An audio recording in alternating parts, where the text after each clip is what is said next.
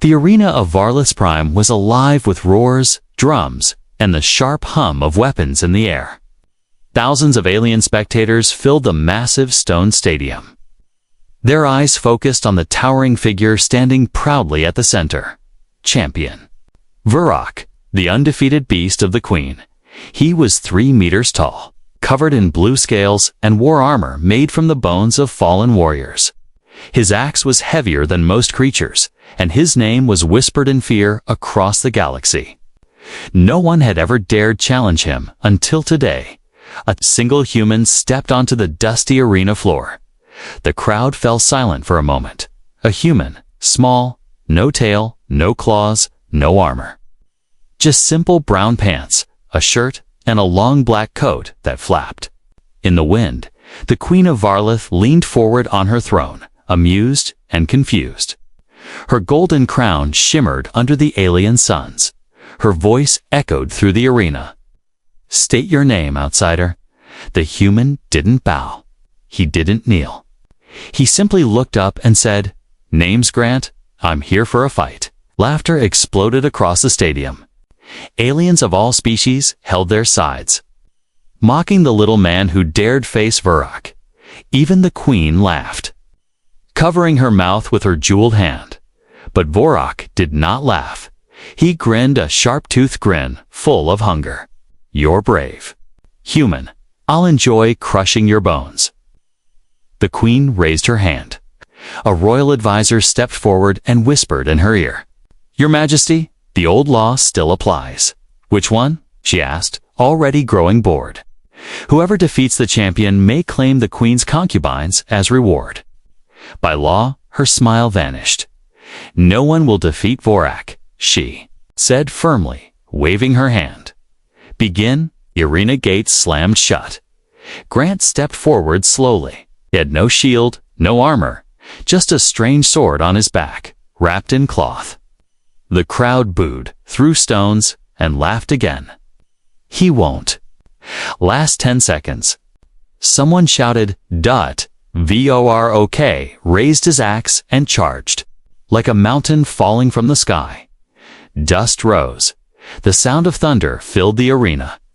Everyone braced for the human's death. But then, it happened. Grant moved, not fast, not slow, just precise. He sidestepped at the last moment, his hand pulling the cloth off his sword. The blade was unlike anything they had ever seen. Black, thin, humming softly like it was alive.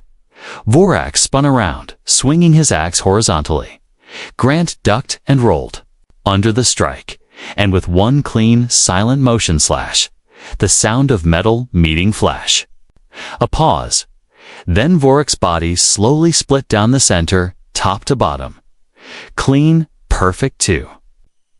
Halves of the champion fell to the ground with a sickening thud. The arena was dead silent. Even the Queen stood up from her throne, eyes wide, mouth open. Her champion, dead in one strike. No one moved.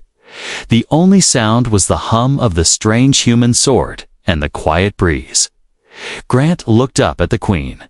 His voice was calm, but loud enough for all to hear. "Now, about that reward." Gasps echoed across the stadium. The Queen's face turned pale. This is not possible."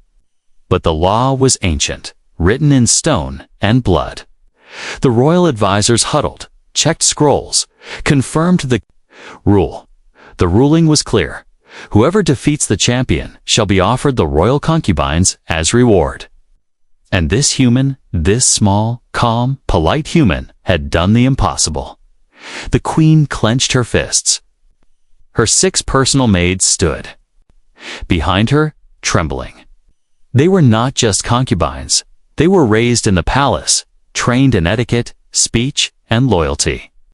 They had never spoken to an outsider before, and now they belonged to him. She stared down at him again. The human wasn't smiling. He wasn't drunk with pride. He just stood there, still, as if the entire thing had bored him. "What are you?" The queen whispered under her breath. Grant looked directly into her golden eyes, and for the first time in her reign, the queen felt afraid. The royal court of Varlus Prime had never been this quiet.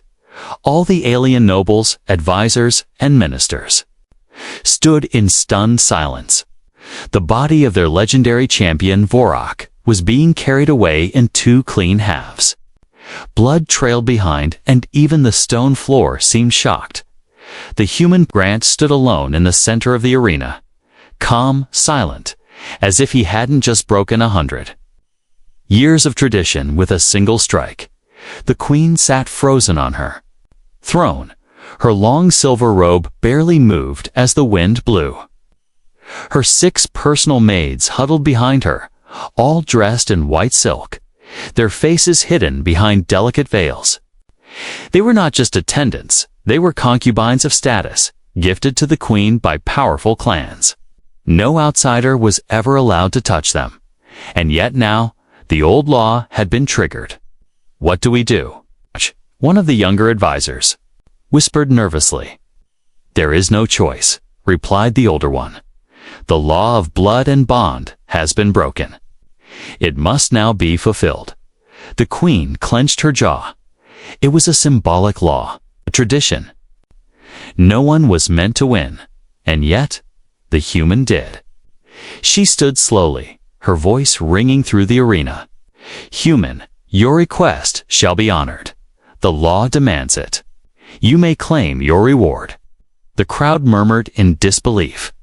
But instead of cheering or grinning, Grant looked up at the queen and said, "I choose you." Time froze. The queen's eyes widened. "What did you say?" "I said, I choose you and your 6 maids." Gasps erupted from every corner of the arena. The nobles shouted in outrage. "He cannot choose the queen. That's not how the law works. He must pick from the concubines, not the throne." But the royal scribe came forward and read aloud from the scrolls. "He who defeats the champion of Varlith may claim the queen's concubines of choice, and should he choose the throne itself, he may be granted status equal to the highest consort, under special ruling." The queen's hands trembled.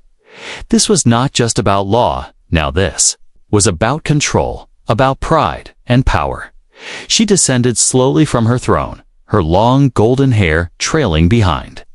Her face was proud, but her steps careful. She walked down to the edge of the arena, looking down at the human. "You shame me," she said softly. "You embarrass my rule. You defeat my champion, and now demand me and my servants as your reward." Grant looked at her calmly. "I didn't demand, I chose." The words hit her like a knife. No arrogance, no lust, just honesty. The 6 maids behind her stirred in confusion. They were beautiful in their own alien wayskin-like pearl eyes, glowing with different shades of violet and green, and movements graceful like dancers. Yet none of them had ever been spoken to like people, not even by the queen. The queen turned to them. "He has chosen all of you. Speak your thoughts." The tallest of them, Riala, stepped forward, her voice shaking. "We were born to serve, but he looks at us like equals. We do not fear him." Another maid whispered, "He's different. We can feel it." A third spoke, "We were trained to obey, but no one taught us how to choose." The queen turned back to Grant. "So this is what you plan. A quiet war. Take my pride, my rule, my name all, without raising a second weapon." Grant gave a small shrug. "I just follow your laws. You wrote them."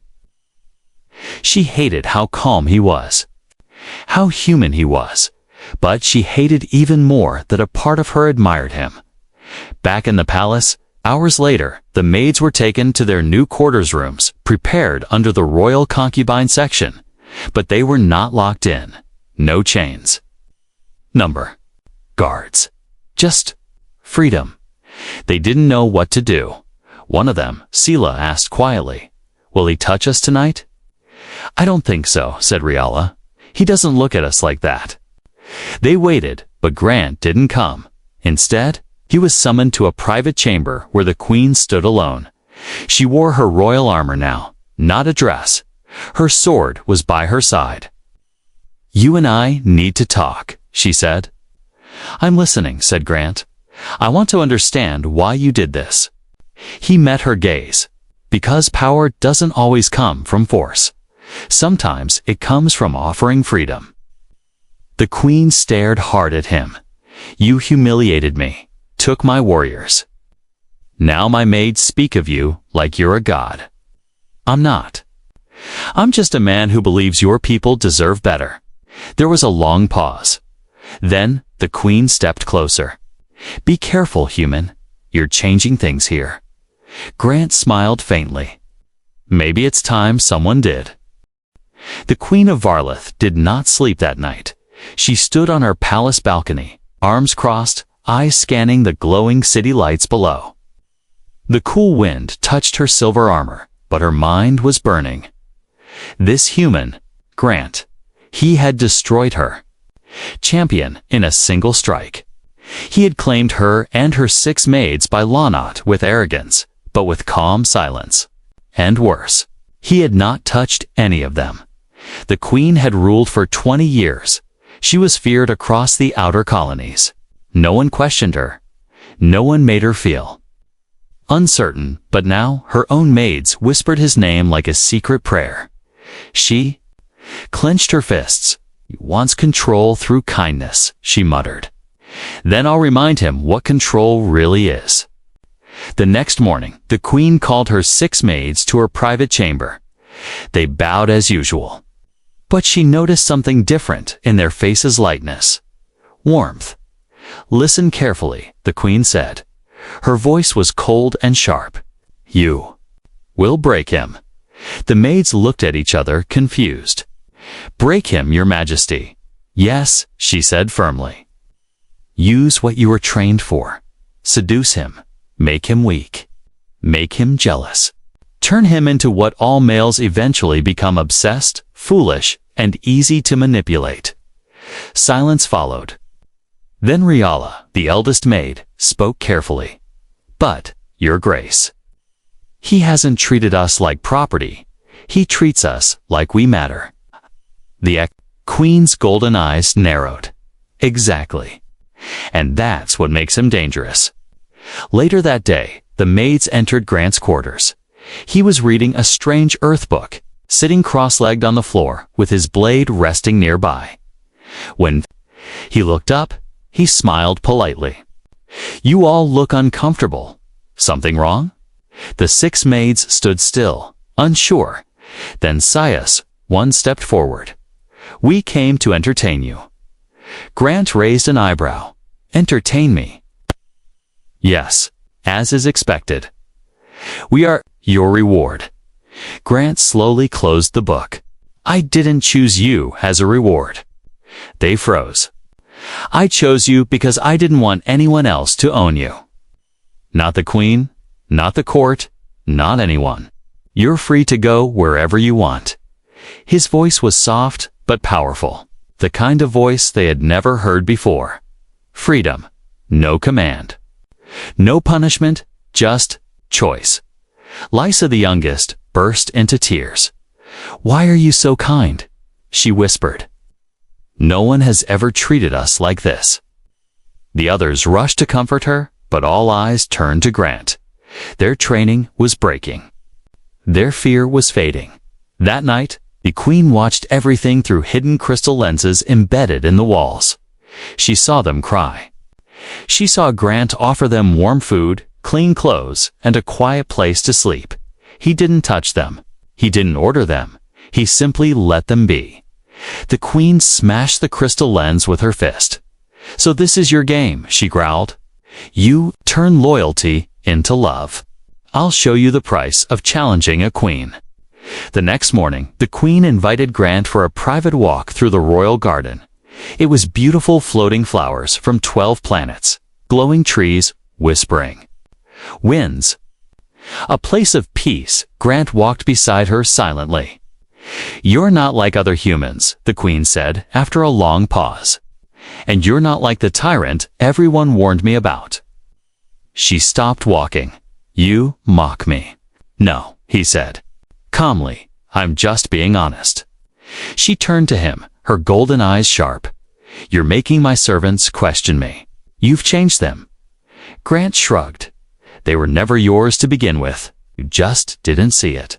And now—" "You want to change me too?" she challenged. "No," he said, locking eyes with her. "But maybe. You want to change yourself." Her lips parted slightly, but no words came out. For the first time in years, she didn't know what to say. Later that night, the queen walked into the old battle chamber. Alone, she looked at the sword of her fallen champion. Then, at her own reflection. In the black mirror wall, was she afraid of him? Or afraid of losing the control she had always believed was strength? The queen sat down slowly. Placing her sword beside her, she closed her eyes, and for the first time since she wore the crown. She felt tired. The palace had changed.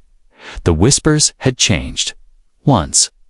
The alien maids walked the royal halls with bowed heads and silent feet. Now, they walked upright.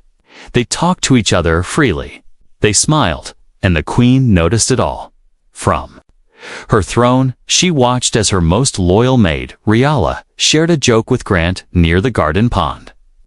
Two others, Lysa and Silo, were helping him cook a strange human dish over a heat crystal. Even her most serious handmaid Vera stood close by him as if seeking quiet safety. They were no longer hers. And yet, they had not run away. They had chosen to stay by his side. "He's not just breaking my court," the queen muttered.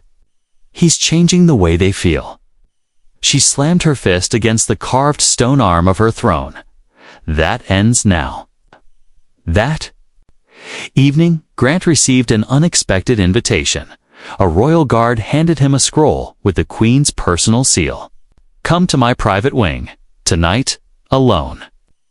The message was simple, but the meaning was heavy. Riala looked nervous when he told them. "Do you think it's a trap?" she asked. Grant smiled gently. "I don't know, but I don't run from queens." The maids didn't try to stop him, but their eyes followed him until he disappeared behind the heavy golden doors of the cell. Queen's private wing. The chamber was glowing with soft blue lights. Unlike the grand hall, this room was quiet, peaceful. The air smelled like a mix of alien spices and roses. Pillars carved from crystal lined the walls, and moonlight shone through a glass dome above. The queen stood near a small fire pit, her long silver robe swaying gently. Her armor was gone. She looked different, less like a ruler, more like a woman. Carrying invisible weight, Grant entered calmly and stopped a few steps away. "You called me?" She didn't turn around. "You're dangerous, human. You've told me that before." "No, I mean to me. You're dangerous to me." Grant stayed quiet. "They trust you. My court listens to you now. Even my maids." Her voice caught. "I can't command them the same way I used to." "Is that what you miss?" Grant asked gently. "Their fear." She finally turned. "I miss control. I miss not feeling confused. You've made me doubt myself." She stepped closer, her eyes burning gold. "And yet, I can't stop thinking about you." Grant didn't smile. "Then say what you really want to say." Silence. The queen took a deep breath, then walked right up to him, inches apart. "Tell me the truth, human. Do you want the throne? Is that why you chose me and the maids?" "No," Grant said softly. "I chose you because I saw a woman hiding behind a crown. A woman trying to be a storm when all she wants is peace." Her hand trembled slightly. "I should hate you." Do you? I don't know anymore." For a long moment, the air was heavy with unspoken words. And then, slowly, the queen leaned forward. Her lips brushed his, hesitant. Testing it was not a kiss of power, not of dominance. It was a kiss full of confusion, hunger, and deep loneliness. When she pulled back, her eyes searched his. "I didn't plan that." Grant nodded. "I know." She stepped back, shaken. "You're ruining me? Or maybe I'm just helping you see who you really are." She sat down on a cushion, burying her face in her hands. "I've never felt this. Lost." Grant walked over and sat near, but not too close. "That's because you were always standing on a mountain. Now you're walking like the rest of us. It hurts. Supposed to. That's how you know it's real." Tears, small and almost invisible, touched the edges of her eyes. She quickly wiped them before anyone else could see, but Grant had already seen later that night. As he quietly returned to the maid's chamber, Sela opened the door before he could knock. "You're safe," she said, relieved. "Of course," he replied. "Just a talk." The others looked up from their beds. Riala asked carefully, "Did she hurt you?" Grant smiled softly. "No, but I think she's hurting herself." The room fell quiet. They all knew what that meant, far above. In the queen's chamber, she stared at her reflection, not as a ruler, not as a warrior, just a woman. And for the first time in years, she no longer knew if that was weakness or strength. The queen had changed, and everyone in the palace noticed she no longer barked orders. Her eyes no longer burned with cold fire. She still wore the crown, but it sat heavier now, like a weight rather than a symbol of pride. But not everyone welcomed this change. Deep beneath the marble floors and silver banners of the palace, a secret meeting was happening in the Chamber of Scales, a forbidden place used only by the royal bloodlines for conspiracies and war. 12 noble houses of Varlith were gathered. Lords, advisors, and generals with long robes and longer memories. "She's losing control," growled Lord Brukel. "Ever since that human killed Vorak, our queen has grown soft. She invited him to her chamber last night," spat another. "And we all saw how her maids now serve him. He'll take the throne soon. And when that happens, we'd all become slaves to a species without tails or honor." There were no debates, no arguments, just one agreement. The human had to die. And if the queen stood in the way, she would fall too. Meanwhile, Grant was helping Lysa and Riala carry buckets of water from the palace gardens. They laughed quietly, teasing each other as if they weren't in the most dangerous palace in the galaxy. But Grant noticed something odd. 2 palace guards followed them, not openly, but just far enough to keep watch. And they weren't the usual ones. These guards were from noble families, not loyal to the queen. Grant didn't say anything. Yet that evening, the queen called Grant to a quiet corner of the observatory. She looked tired. "They're whispering in the halls now," she said. "About me. About you." Grant nodded. "I know. They think I've become weak." "Have you?" She looked at him. "No," she whispered. "But I've become different. And that scares them." Grant leaned on the railing beside her, looking out at the glowing alien moons. Change always scares those who live in fear. "But you're not one of them anymore?" The queen stared at him. "If I asked you to leave, to protect yourself, would you?" "No." "Why?" He turned to her and said quietly, "Because I haven't finished what I came to do." Her breath caught. "And what's that?" "To heal what your world forgot, to give your people back something they lost long ago. Choice." That night, just as the palace grew quiet, an explosion rocked the lower east wing. The maids screamed. Smoke filled the corridor. Guards ran. In panic, Grant jumped out of his chamber and grabbed his blade. Rushing toward the screams, he found Vera and Sela surrounded by masked warriors, clearly Noble's assassins. "Get away from them!" Grant growled. The assassins laughed. "You're just a human." You bleed like anyone else." One rushed at him. Grant didn't move at first. Then dash slice. The attacker dropped, groaning in pain. Two more came. Grant ducked, spun, and disarmed one with a brutal strike. He grabbed Vera's hand and yelled to the others, "Run to the west." Side. Get to the queen. But more attackers came. Grant fought them all, blade moving like flowing water. He was fast, not just fast for a human, but unpredictable. He wasn't fighting to kill. He was fighting to protect. He took a blade to the arm butt. Kept standing. Another strike hit his ribs. He staggered. But he kept going. The maids finally reached the queen's chamber. Blood on their clothes and fear in their eyes. There. "Attacking Grant," Lysa cried. The queen stood, furious. "Send every loyal guard, now." She raced barefoot through the halls, silver robe flowing like wings behind her. When she reached the corridor, Grant was down on one knee, bleeding but still swinging his blade. And then she stepped in front of him. The attackers froze. The queen raised her hand. "Touch him, Aganda. You'll face my wrath." The attackers backed away slowly. She turned and dropped beside Grant, holding his face in her hands. "You stupid, brave man. Why didn't you run?" Grant smiled through blood. "Because they were trying to take what you've just begun to love." She held him tighter. "Then let them come. Let them try. You're mine now, and I protect what's mine." The rebellion had failed, but it wasn't over. As the palace cleaned the blood, as the queen's guards hunted the traitors, the royal people whispered. The queen had stood with a human, and the human had bled for her. The halls of Varlith Prime were filled with tension.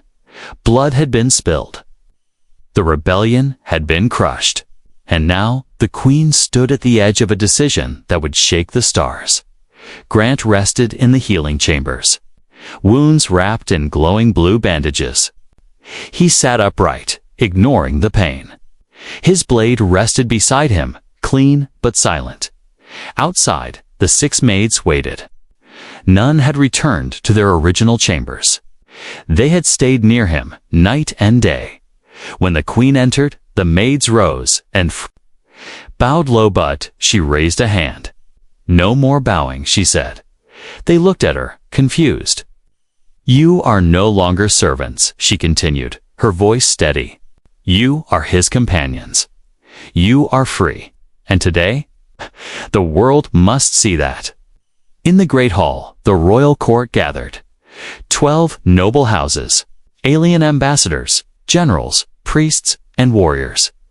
They had all received the same message. The queen will speak. Attend or lose your titles. They didn't expect what came next. The queen entered, wearing a crimson gown, armor plates on her shoulders, and the ancient crown of Varlith resting on her forehead.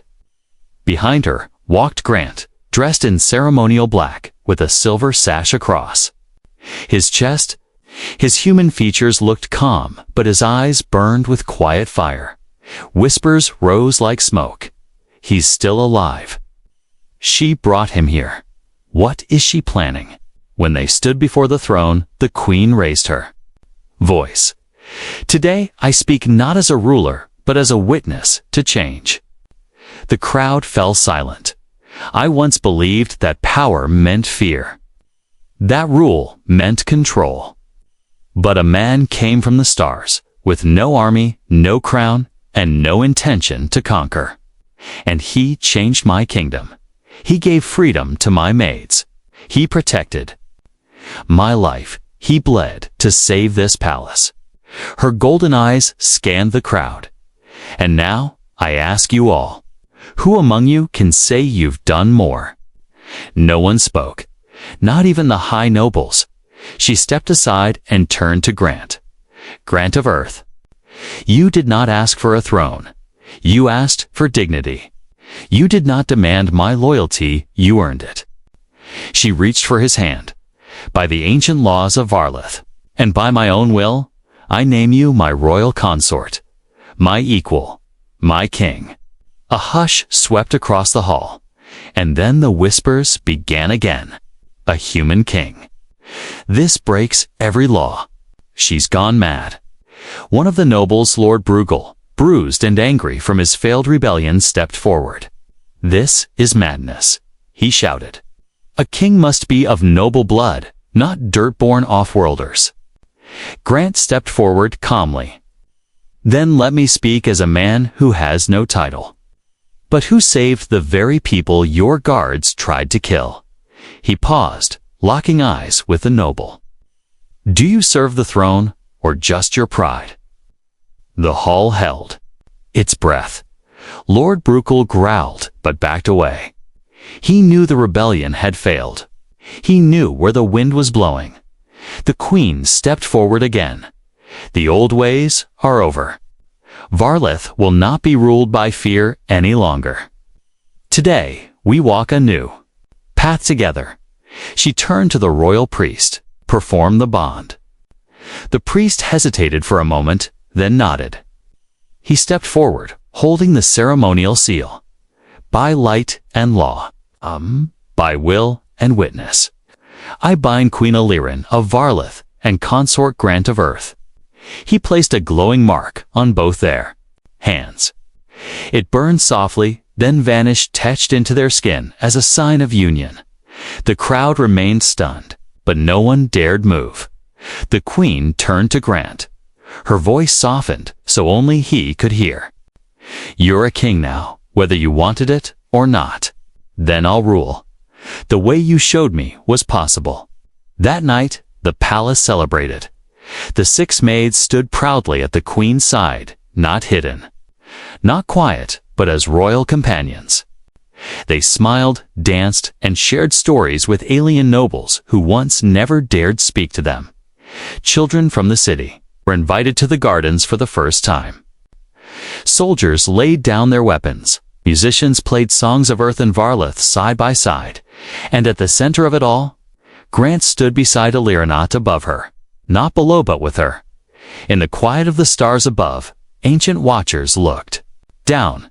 The queen who was feared had found peace, and the man who came with nothing had become everything. The stars above Varlith Prime shone brighter than usual. It was not a day of war, nor a day of fear. It was a day of peace.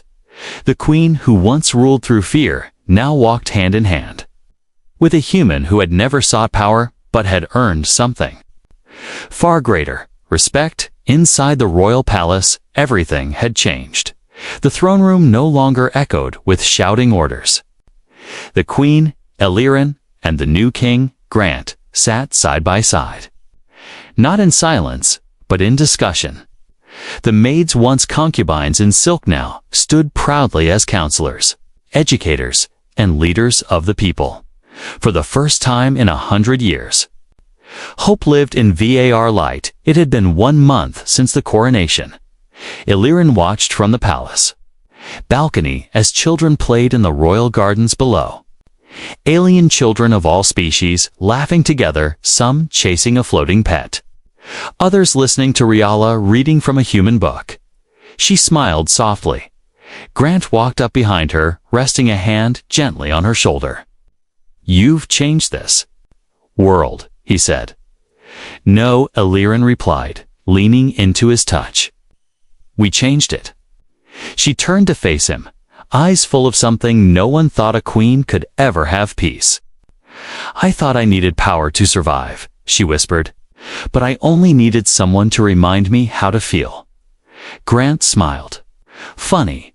I came to escape war, and somehow found love."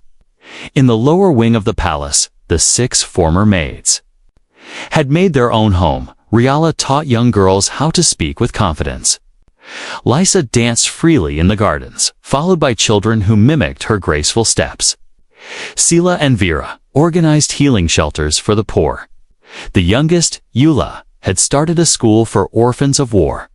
And Nira, who once never spoke a word, now wrote poetry that was read in every market.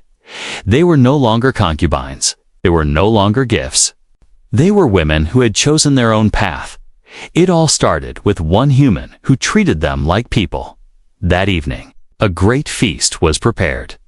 The people of Varlith, rich and poor, noble and worker, gathered in the city square. Music from both Earth and alien cultures filled the air.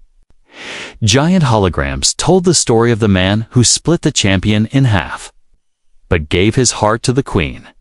Children wore crowns made of paper. Elders told stories of what life was like before the human shift. And in the center of it all, the queen and her king stood beneath a glowing sky. Illyrin raised her voice. We were once ruled by laws written in stone. But now we are ruled by something stronger, understanding. She looked at Grant, her voice softer now. You gave me back my people, gave me back myself. And now, I give you something that no title, no throne can offer. She stepped close and whispered, my heart, my future. The crowd watched as she kissed him, not with formality, not for tradition, but with truth, and the people cheered. Later, under the quiet stars, Grant and Illyrin sat alone in the royal garden. Do you miss your world? She asked him softly. He thought for a long moment. No, he said honestly. Earth was where I was born, but Varlith is where I became who I was meant to be. She smiled, tears forming at the corners of her golden eyes. Then stay. Rule beside me, not as a king of war, but as a builder of peace. He took her hand. I was never meant to wear a crown, but for you, I'll wear it proudly. As the moons rose higher, the future of Varlith shined with them. A future not ruled by fear. Not built on blood, but born from a human's compassion, a queen's courage to let love in. Final words of the story. And so, the galaxy remembered, not the war that once raged on Varlith, but the moment when a man split a champion in half, and gave a queen her heart back whole. Love had won, and the stars would never forget it.